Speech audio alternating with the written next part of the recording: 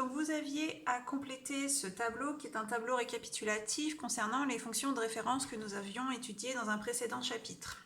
Donc pour chacune des 4 fonctions de référence étudiées, donc la fonction carré, la fonction cube, la fonction racine carrée et la fonction inverse, vous deviez rappeler son expression algébrique, son ensemble de définitions, faire une représentation graphique, un tableau de variation, un tableau de signes et préciser si elle est paire ou impaire. Ce sont des notions que l'on va revoir plus en détail dans le chapitre à venir. Alors commençons par la fonction carré, c'est-à-dire la fonction définie par f de x égale x au carré. Pour chaque nombre x, chaque antécédent x, l'image est obtenue en calculant ce nombre au carré.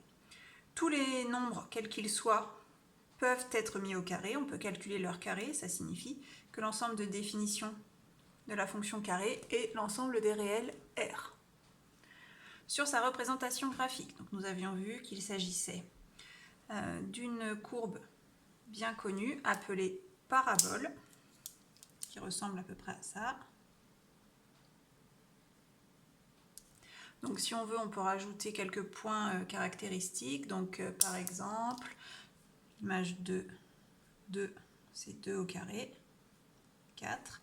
Et puis je vais faire pour moins 2, qui a aussi pour image 4, car moins 2 au carré fait 4. À partir de cette représentation graphique, on peut tracer le tableau de variation, donc qui indique si la fonction est croissante, décroissante et sur quel intervalle. Donc, sur la première ligne, on indique l'ensemble de définitions, donc de moins l'infini à plus l'infini. Donc, on constate que la fonction est d'abord décroissante jusqu'à x égale 0. Donc, on va avoir une flèche qui descend pour toutes les valeurs de x de moins l'infini à 0. Et à partir de ce point-là, elle remonte, donc une fonction croissante. On peut mettre l'image de 0 qui est 0. Voilà pour le tableau de variation de la fonction carré.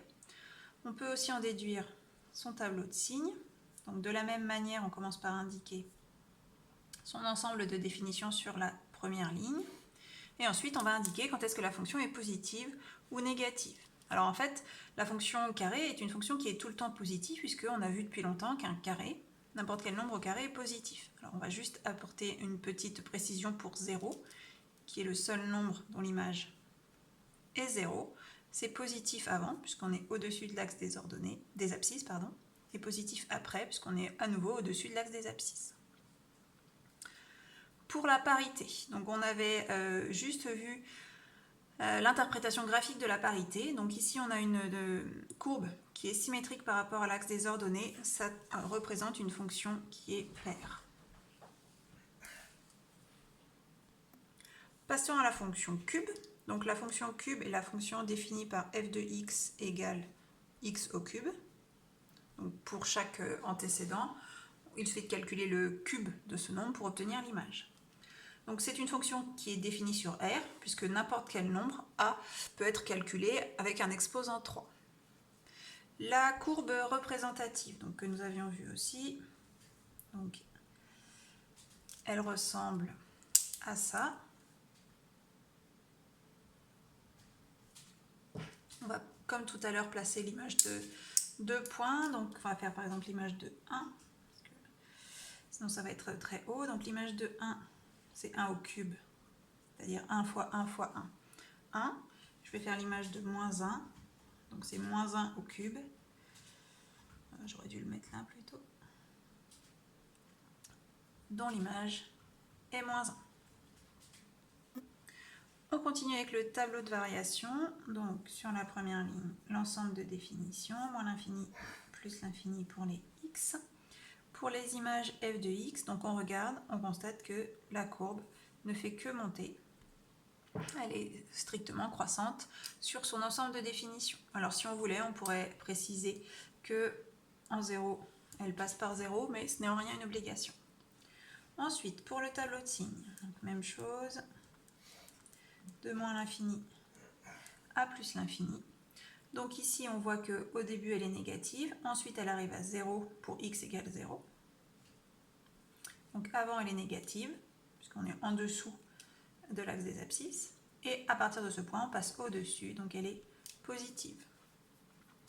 Si on regarde bien la courbe représentative de la fonction cube dans un repère orthogonal, dont les axes sont perpendiculaires, on constate qu'on a une symétrie, par rapport au centre à l'origine du repère, donc ça traduit le fait que la fonction est impaire. On passe à la fonction racine carrée, donc qui est définie par f de x égale racine carrée de x. Alors pour celle-ci, on fait attention à l'ensemble de définitions. On sait que la racine carrée d'un nombre n'existe que si ce nombre est positif, donc s'il appartient à 0 plus l'infini, qu'on note aussi R plus. Donc là, vous aviez déjà la courbe représentative avec l'image de 1. Racine de 1 vaut 1, racine de 4 vaut 2. On va pouvoir tracer le tableau de variation. Donc son ensemble de définitions, c'est 0 plus l'infini. On constate qu'elle ne fait que monter, c'est une fonction croissante, et on va rajouter l'image de 0 qui est racine de 0, donc 0. Sur le tableau de signes, de 0 à plus l'infini pour l'ensemble de définitions, on voit que toute la courbe est au-dessus de l'axe des abscisses, donc elle est toujours positive. Alors on pourrait préciser que l'image de 0, c'est 0 ici si on voulait, mais ce n'est pareil en rien obligatoire. Cette courbe n'a aucune propriété de symétrie, ni symétrie axiale, ni symétrie centrale. Elle est du coup ni paire, ni impaire.